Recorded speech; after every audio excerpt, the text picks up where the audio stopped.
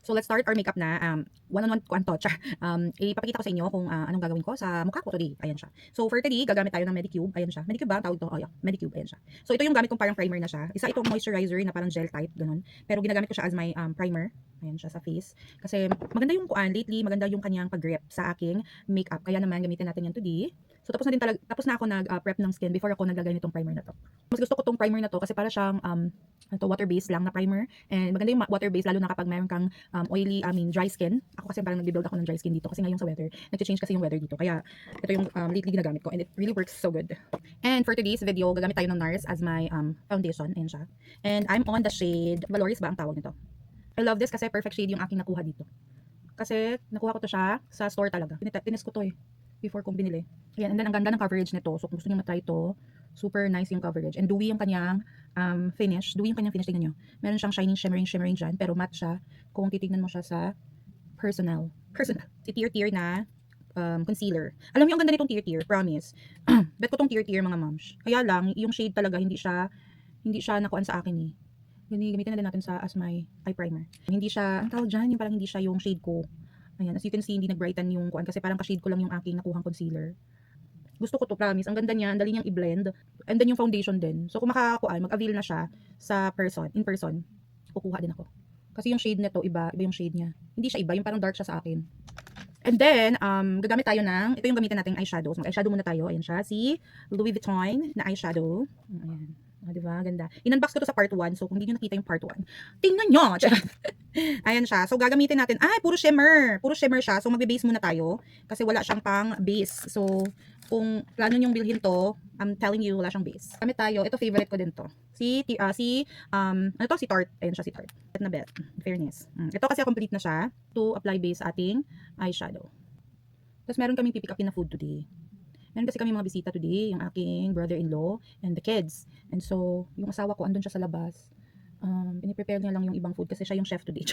Itong darker ang ating kukunin. Hindi muna. Yeah, darker. Wala tayong choice eh. Sobrang light ng iba. So, dito muna sa outer corner, tap ko lang.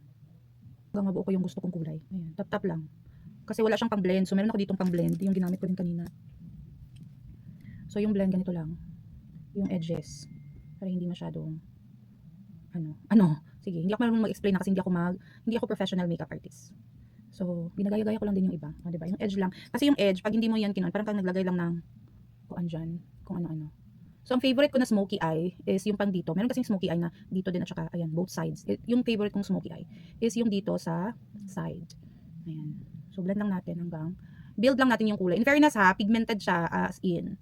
At saka, unti-unti lang yung nilalagay ko pero grabe, nagkukulay siya agad. Diba? Smoke agad siya eh. Diba? May smoke agad eh. Next natin gagawin, kuha tayo ng flat brush. Ito, flat brush. And gagamitin natin yung ito na, champagne color.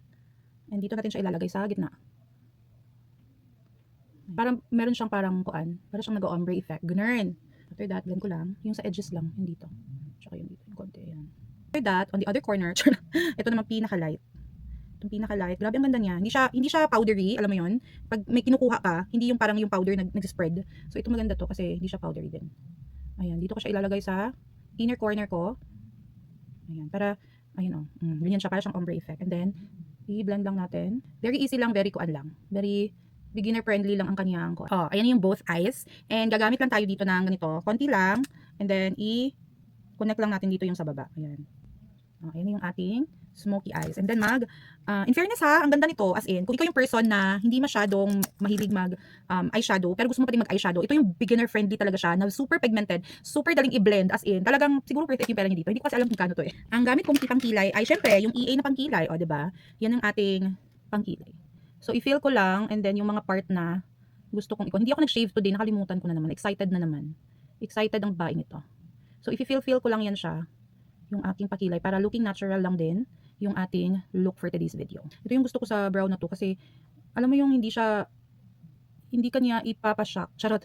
Mas madali siyang ilagay. Lalo na yung parang detailed na gusto mong lagyan ng hair. Ayan lang siya. 'Di ba? Ang cute. Madali siyang i-correct. So it's either kung gusto mo mag-drawing, pwedeng kang gumamit nito. Or kung gusto mo lang na i-fill lang yung ito lang gamit ko asin. Ayan siya. 'Di ba? Okay na yung aking brows. Ganun din yung ating gagamitin. Si Tear din. Kasi bet na bet ko talaga to, doy. Bet na bet. 'Di ba meron akong Born ito Too Faced. Same sila ng consistency. And dali niyang i-blend. Sobra as in, bet na bet ko talaga to. nakaka-cover talaga siya, in fairness. Grabe yung coverage nito as in. And yung foundation niya, maganda din. Then, after that, ay gagawin na natin yung ating base. So, ay yung ating mukha. So, gagamitin natin itong si Rare Beauty para mag-contour kasi contour is life. Ayan siya. Konti lang kasi pag sobrang dark yung aking base, yung aking foundation, hindi ako masyadong nagagamit ng maraming contour. Kasi nagda-dark na masyado yung aking mukha. So, ang ginagamit ko light lang na contouring, ganon. Ayan siya. And then, mag-blush tayo. So, si Rare Beauty din. I am in the shade Grace. Ayan, si Grace yung ating kuan. Sobrang pigment nito kaya careful. Careful ka dito dahil. Gamit din tayo ng concealer. Yung gamitin natin mag-concealer tayo ulit. Ito yung gamitin natin yung si e.l.f. Kasi para medyo mag-lighten yung ating mata.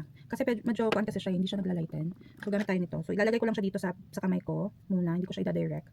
Kasi ganyan natin siya. Para mag-light lang yung ating part ng ating parang o diba? And bet na bet concealer brush to kasi para siyang flat dito na side tapos dito elongated siya. Ito ay from Real Technique. Hindi ko gusto yung kanyang pa-brush kasi hindi siya soft itself. Yung kanyang style lang talaga yung bet ko. Pero hindi ko kasi mahanap, wala pa akong mahanap na same na ganito.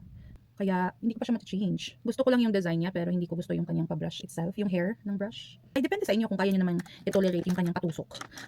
Natutusok kasi ako, ayan siya. Ito yung aking gagamiting powder. Ayan siya, gamit na gamit as in. So kung gusto niyo magbigay sa akin, eme lang. My gosh, kayo naman hindi na kayo mabiro. Iset lang natin yan lahat. So, medyo nagmamadali na tayo. Ayan, i-fix tayo yung hair already. Hindi ko muna siya i-dry kasi pipick upin na rin namin yung food. And then, mag-kuan na tayo. Setting spray. Gamitin natin itong tier-tier na setting spray. Ayan siya. Maganda to. Gusto ko yung mist na to. Yung pagka-spray niya, maliit-liit yung kanyang kuan. Ayan. After ng spray ay mag-curl na tayo ng lash. Nilalas ko to kasi nagsasmudge kasi to eh.